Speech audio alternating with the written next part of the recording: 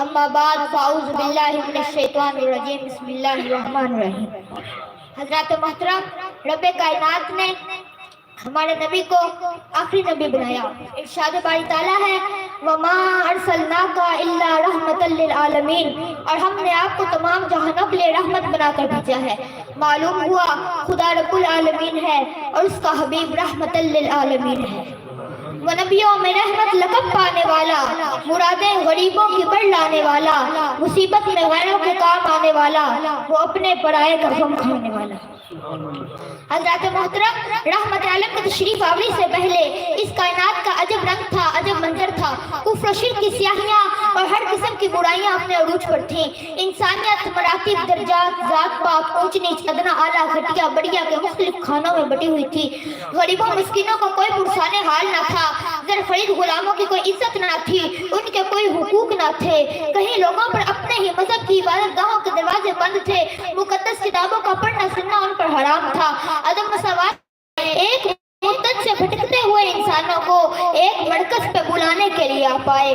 فراق کی چوٹیوں سے آفتاب رسالت چمکا، رحمت کا بادشاہ، ہدایت کی راہیں کھل گئی، برسوں کی ہتکڑیاں کٹ گئی، صدیوں کی بیڑیاں ٹوٹ گھٹی فضائیں بدل گئی، بجھی طبیعتیں سنبھل گئی، روتے ہوئے ہنسنے لگے، اجڑے ہوئے بسنے لگے، پھول مسکرانے لگے تھے۔ یہ شان، یہ عطا کہ جدھر سے نکل پڑے چشمے ہدایتوں کے وہیں سے ابل پڑے، گزرے جدھر سے نور کا حالہ بنا دیا، تاریکیوں کو چھو کے اجالا بنا دیا۔ حضرات محترم، زمانے کی آنکھ نے دیکھا، ابو بکر آئے صدیق اکبر ہو گئے، عثمان پر نظر پڑی، دونوں جہانوں سے بے نیاز کر کے غنی کر دیا، علی کو سینے سے لگایا، شہر علم کا دروازہ بنا دیا۔ جو عمر گھر سے ننگی تلوار لے کر نکلے، در رحمت پر پہنچے تو سر جھکا دیا۔ وہی عمر بن عاص جو نجاشی کے دربار میں کافروں کا نمائندہ بن کے گیا تھا، عمان کے بادشاہ کے پاس داعیہ اسلام بن کے جا رہا تھا۔ وہی خالد بن ولید جو احد کی لڑائی میں کافروں کا سپہ سالار تھا، زمانے نے دیکھا لات و عزا جیسے بتوں کو اپنے ہاتھ سے خاک میں ملا رہا تھا اور دربار رسالت سے اللہ کی تلوار کا لقب پا رہا تھا۔ حضرات محترم، وہی وادی طائف کا سردار جس نے طائف کے لوٹوں سے آپ پر پتھر برسوائے تھے، حاضر دربار ہوا، معافی کا طلبگار ہوا اور دولت ایمان سے مالا مال ہو کر گیا۔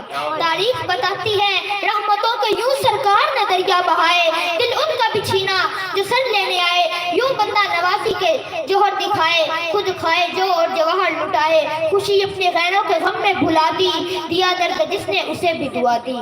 حضرات محترم، نبی رحمت کی مہربانیوں اور نوازشوں کا اعتراف غیر مسلم مورخین نے بھی کیا ہے۔ مشہور مغربی مفکر اسکاٹ کہتا ہے محمد عربی کا بدترین دشمن بھی آسانی سے ان کے پاس جا سکتا تھا اور مسافہ کرتے ہوئے آپ ملنے والے کا ہاتھ اس وقت تک اپنے ہاتھ میں رکھتے جب تک وہ خود اپنا ہاتھ پیچھے نہ کر لیتا۔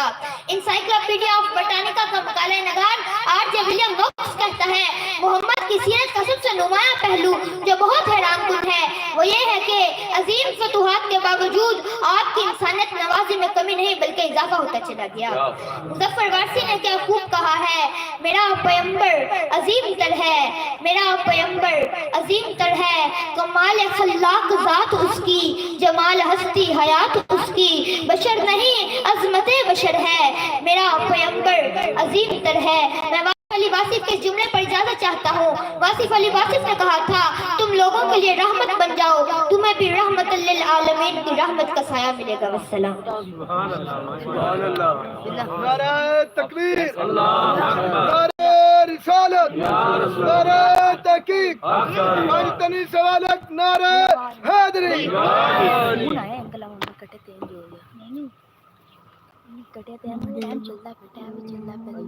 اب آپ انتظار کی گھڑیاں تمام ہوئیں اور قبلہ شاہ صاحب کا بیان سننے کے میں اب سبھی تمنائی ہیں، شدائی ہیں، تمنی ہیں، تو آئیے ان کا بیان سننے کی سعادت حاصل کرتے ہیں۔ قرآن و حدیث سے لبریز قبلہ شاہ جی سرکار کے میٹھے بول اہل محفل کو سچے جذبے عطا ہو جاتے ہیں۔ تو دعوت خطاب دینے کی ساتھ حاصل کر رہا ہوں پیر طریقت رہبر شریعت شہنشاہ خطابت حضور کی قبلہ پیر سید فیض الحسن شاہ صاحب چشتی صابری، زیب و زینت آستانہ عالیہ وجمہ شریف، آپ کے بلند آواز صدائے نعرہ گونج میں اپنا خطاب شروع